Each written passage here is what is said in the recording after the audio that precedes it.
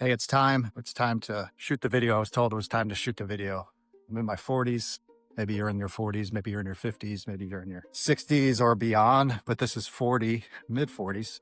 Let's be honest. It's time to get out there. It's time to make the content. It's time to share your stories. It's time to share your skills, your passions, what you're up to, where you've been, the ups, the downs, the victories, the failures. I think it's a great time to do this kind of work. I think it's important. I think there's too much influence young people that don't have much to say. They think they have much to say. They don't have the life experience. They don't have the skills. They don't have the pain. They haven't suffered deeply yet. They haven't lost loved ones. They haven't had failed businesses, failed ministries, failed relationships at scale. And so sometimes we think we don't have anything to offer, but we do. We have that experience. We have that wisdom, what we learned from those things, where we've been, where we want to go. And that's why I'm making these videos. It's time to rock our second half. And I think there's a other underlying thing that I see quite a bit is kind of the older generation just thinking, I don't have anything to offer.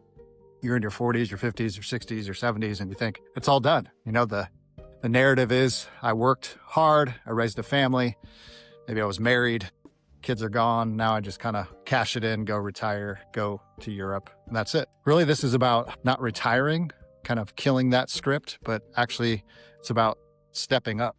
It's about making your second chapter the best chapter. It's about giving back. It's about service. It's about helping. It's about other people. It's about how do we take all the skills and the wisdom and the experiences and use it for good in the world, use it for impact, use it to build something else. Because here's a fun fact is how many people have started their business, their church, their organization, their side hustle, their company, their online business in the second half of life. Many. Think of Colonel Sanders, started at 65, KFC, still around. We have many entrepreneurs. We have many people that have started things late in life. Age is just a number. It doesn't matter. And actually, he probably was better at it because of the experiences he had. I know a guy who started a church in his 60s, and everyone says, oh, church planting, that's a young man's game, right? Church is still going. Right? He's since retired. Age is just a number. And we've been sold this narrative that you got to be good looking. You got to have the right brand deals. You got to know how to use TikTok and social media and all that stuff. And yet there are people in their 40s and their 50s and their 60s and their 70s and their 80s that are sitting there with buckets full of wisdom and skills and passions and life experience that they can help the next generation. And actually what's beautiful about starting something new when you're older is you're not as scared. Maybe there's more risk, but I think we only think of that in terms of financial. You know, if it doesn't work, we're not talking about being stupid. I'm not talking about risking your entire financial future to start some company. But the reality is you've been there before. You know how to start over. You failed more the times than you want to admit. And the reality is that you got back up and you're still here. So in 2009, I moved to a city I've never been to, my family, and planted a faith community. 2009, 2010, we almost went broke trying to start this church. And I realized that I had to figure out how to build a business on the side, how to make extra income. And so I've done everything under the sun of selling t-shirts and mugs and driving Uber and selling things on eBay and selling stuff out of your house, whatever it took to keep that faith community going, to make income for my family and develop these skills. Now, it's not my skill set. I was trained as a pastor and church planter. But I realized going through that is I've failed many times at many things, and the failures don't hurt as much. The failures don't bother me as much, and I can keep on going because I've done it before. And I've seen God's faithfulness. I've seen God sustain me even through that. I'm a faith guy and I believe that. And I believe that because God gives us a purpose. God gives us talents. God gives us skills. God gives us gifts. God gives us opportunities to start again. Actually, I believe that every morning is a new beginning. The scriptures say that God's mercies are new every morning. So every morning we get a reset from God. We get a reset from the creation. And so you can look at your 40s and 50s and 60s and 70s and say, hey, you know, I've kind of wasted it. I made a lot of mistakes, did a lot of stupid things. But today you get a reset. Today you get new mercy. That you can craft a second chapter, second half that looks totally different. Do the things that you love. Do the things that light you up, because the reality is we've been sold this narrative, especially in my generation. I'm a Gen Xer, but I see the younger generations too, just kind of being sold this bill of goods about, you know, go get the corporate job. It'll be there in the end, and you'll get a nice pension or retirement and health benefits. But, those days are gone. That's why everybody has a side hustle. That's why everybody's starting their own thing. You can't rely on that. And so now's the time to build some new skills, to explore new passions. And with the internet and with social media, you can monetize those skills, that knowledge, those passions. And that's really what I've done over the years when I've done some coaching and started different courses, and it just took what I loved, took what I was decent at, took those experiences, what I was learning, and just simply shared it with people. And the fact wasn't I wasn't a guru or an expert. It's just I've been a little bit further ahead, and people bought it. People engaged, people learned, right? And that's where you are. It's hey, I'm an accountant. Hey, I'm a lawyer. Hey, I'm a plumber. Hey, I'm a writer. And I've been doing it for a lot of years. How can I share that knowledge with other people? People want that. They're craving that. They want to know how to get started. They want to know what the next steps are. So this idea that we have nothing to offer is really rooted in, we think of the social media influencer, right? The young girl, young guy, swimming in a bed of $100 bills and Lamborghinis, thinking that's what this whole game is. But it's really not. That's just insecurity. And that's not a business.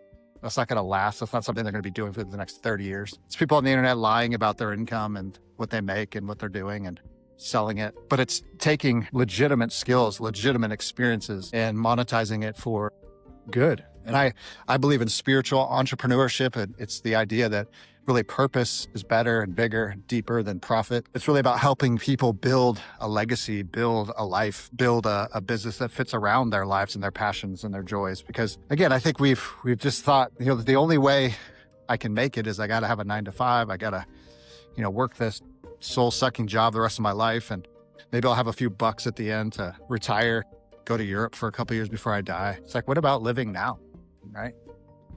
What about the life that God's given you now, right? It's precious. I've worked in churches for a lot of years, and it's heartbreaking when people die. Done a lot of funerals because you don't know when that day's coming. How many times I've seen just accidents happen, or a friend of mine who went into the hospital with stomach pains. 3 weeks later, he was dead.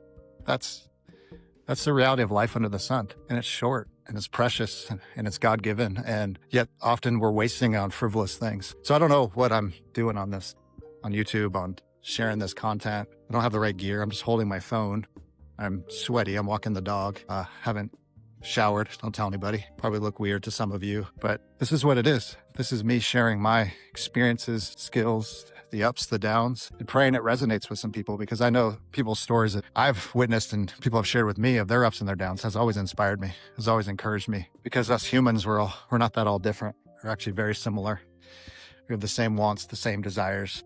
Desire for love, desire for meaning, desire for purpose. Doesn't matter if you're a faith person, a Christian or not. We all have this deep longing for justice, community, and relationships. It's hardwired into all of us. We can't escape it. That's why I'm gracious to people that want to start their own business or start something on the side, is because it's God's divine stamp on them of just saying, I'm not going to settle. That's what that is. It's more than money. Believe me, money might give you a little more peace, but it won't make you happy. But it's about the process. It's about the creativity. It's about starting the thing, building the thing. It's about helping people and the joy you can bring to people's lives. That's what it's about. And so people only see the skin. They only see the outer, the veneer of people on social media and just like, boy, another person selling their thing or whatever. But you got to understand there's a deep longing underneath that. There's a greater purpose under all that. Now, that's not to say there aren't liars and scam artists and people trying to manipulate people. Of course, it doesn't mean people aren't disingenuous. Of course, that's all part of life under the sun. We have to take the good with the bad. But I think there's this generation of people just asking a lot of big, huge, existential questions of, why am I here? Is this all there is?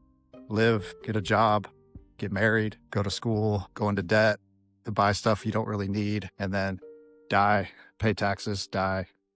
That's it. That's all we got to look forward to. Okay, we got the house, we got the car, we got the job, and it just doesn't seem to satisfy. What is that? Why is that? And those are the questions I think people are asking. Those are the questions I want to follow. Those are the questions I want to share with you and share together, because being in midlife isn't the end. It's just the beginning. Look forward to the adventure ahead.